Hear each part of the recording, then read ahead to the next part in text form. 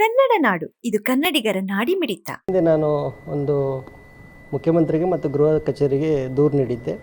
ಆ ದೂರಿನ ಅನ್ವಯ ಮತ್ತು ಈ ಹಿಂದೆ ಮಾಧ್ಯಮದಲ್ಲೇನು ಪ್ರಸಾರ ಆಗಿದ್ದ ದಾಖಲೆಗಳು ಮತ್ತು ವಿಡಿಯೋ ಆಡಿಯೋಗಳನ್ನು ಸೇರಿ ರಾಜ್ಯ ಸರ್ಕಾರ ಒಂದು DGP ಅವರು ಅಮಾನತು ಮಾಡಿತ್ತು. ಅದಾದ ನಂತರ ಒಂದು ವಿಚಾರಣೆ ಸಮಿತಿಯನ್ನು ಅತ್ಯಂತ ಒಳ್ಳೆಯ ಸೇವೆ ಮಾಡಿರ್ತಕ್ಕಂಥ ಈಗ ಹಾಲಿ L&O ADGP ಹಿತೇಂದ್ರ ಅವರು, ಈ ಹಿಂದೆ ಅವರು CBIಲಿ ಕೂಡ ಒಳ್ಳೆಯ ಕೆಲಸ ಮಾಡಿದ ಅವರು, ಮತ್ತು ಬೆಳಗಾವಿನ IG ಆಗಿರ್ತಕ್ಕಂಥ ಚೇತನ್ ಸಿಂಗ್ ರಾಥೋಡ್ ಅವರ ನೇತೃತ್ವದಲ್ಲಿ ಮತ್ತು ಇನ್ನೂ ಇಬ್ಬರು IPS ಅಧಿಕಾರಿಗಳ ನೇತೃತ್ವದಲ್ಲಿ ಒಂದು ತಂಡವನ್ನು ರಚನೆ ಮಾಡಿದ್ದಾರೆ ವಿಚಾರಣಾ ವರದಿ ಕೊಡಲಿಕ್ಕೆ. ಆ ವರದಿಯ ಕೊಡಲಿಕ್ಕೆ ರೆಡಿ ಮಾಡಲಿಕ್ಕೆ ಅವರು ಇವತ್ತು ನನ್ನನ್ನು ಬೆಂಗಳೂರಿಗೆ ಕರೆದಿದ್ದರು. ನಾನು ನನ್ನ ಪೂರ್ವ ನಿಗದಿತ ಕಾರ್ಯಕ್ರಮಗಳಿಂದ ಹೋಗ್ಲಿಕ್ಕೆ ಆಗೋದಿಲ್ಲ ಅಂತ ಹೇಳಿದ್ದೆ. ಸೊ ಹಾಗಾಗಿ ಒಬ್ಬ ಹಿರಿಯ ಅಧಿಕಾರಿನ ಇವತ್ತು ಇಲ್ಲಿ ಎನ್ಕ್ವೈರಿ ಮಾಡಲಿಕ್ಕೆ ನೇಮಕ ಮಾಡಿದ್ದಾರೆ. ಅದ್ರ ಪ್ರಕಾರ ನೋಡೋಣ.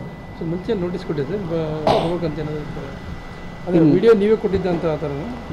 ಇಲ್ಲ, ನನ್ನ ದೂರು ಆಧರಿಸಿ ಅವರು ನನಗೆ ವಿಚಾರಣೆಗೆ ಕರೆದಿದ್ದರು. ದೂರ ಅಂದರೆ ಇದು ವಿಡಿಯೋ ಸಂಬಂಧಪಟ್ಟಂಗೆ ದೂರು ಕೊಟ್ಟಿದ್ರಿ? ಆ ಮಾಧ್ಯಮದಲ್ಲಿ ಏನು ಬಂದಿತ್ತಲ್ಲ ಅದರ ಸಂಬಂಧಪಟ್ಟಂತೆ ನಾನು ಕೇಂದ್ರ ಸರ್ಕಾರ ಮತ್ತು ರಾಜ್ಯ ಸರ್ಕಾರಕ್ಕೆ, ಯಾಕಂದರೆ ಈ DGP ಹಂತದ ಅಧಿಕಾರಿ ಆಗಿರೋದ್ರಿಂದ ಮತ್ತು ಅತ್ಯಂತ ಅಸಹ್ಯಕರವಾಗಿ ಅವರು ಪಾಲ್ಗೊಂಡಿದ್ದರು. ನಮ್ಮ ದೇಶದ ಧ್ವಜದ ಮುಂದೆ ಮತ್ತು IPS ಸಮವಸ್ತ್ರದಲ್ಲಿ ಅವರು ಪಾಲ್ಗೊಂಡಿದ್ದಕ್ಕೆ ಇದು ನಮ್ಮ ರಾಜ್ಯದ ಜನರು ತಲೆ ತಗ್ಗಿಸುವಂಥ ಕೆಲಸ ಅಂಥೇಳಿ ನಾನು ದೂರು ಕೊಟ್ಟಿದ್ದೆ. ಆ ದೂರನ್ನ ಆಧರಿಸಿ ಇವತ್ತು ಅವರು ಎನ್ಕ್ವೈರಿ ಮಾಡ್ತಾರೆ. ಸಂತ್ರಸ್ತರು ಒಂದು ವರ್ಷಕ್ಕೆ ನಿಮ್ಮ ಹತ್ರ ಬಂದಿದ್ರು ಅಂತ ಹೇಳಿದ್ರು ಅವತ್ತು. ಸಂತ್ರಸ್ತರು ನಿಮ್ಮ ಹತ್ರ ಬಂದಿದ್ರು, ಆ ವಿಡಿಯೋ ತೋರಿಸಿದ್ರು ಅಂತ ಹೇಳಿದ್ರಿ. ಹೌದು. ಹಿಂಗಾಗಿ ವಿಡಿಯೋ ನಿಮ್ಮ ಹತ್ರ ಇತ್ತು ಅನ್ನೋ ಆ್ಯಂಗಲಲ್ಲಿ ನಿಮಗೆ ನೋಟಿಸ್ ಕೊಟ್ಟಿದೆ. ನಿಮ್ಗೆ ಎಲ್ಲಿಂದ ಬಂತು? ಇಲ್ಲ ನೋಡಿ, ರಾಜ್ಯದಲ್ಲಿ ನಾನೊಬ್ಬನೇ ದೂರು ಕೊಟ್ಟಿದ್ದು. ಹಾಗಾಗಿ ನನ್ನನ್ನು ಇವತ್ತು ಒಂದು ವಿಚಾರಣೆಗಷ್ಟೇ, ಬೇರೆ ಏನಿಲ್ಲ. Thank you.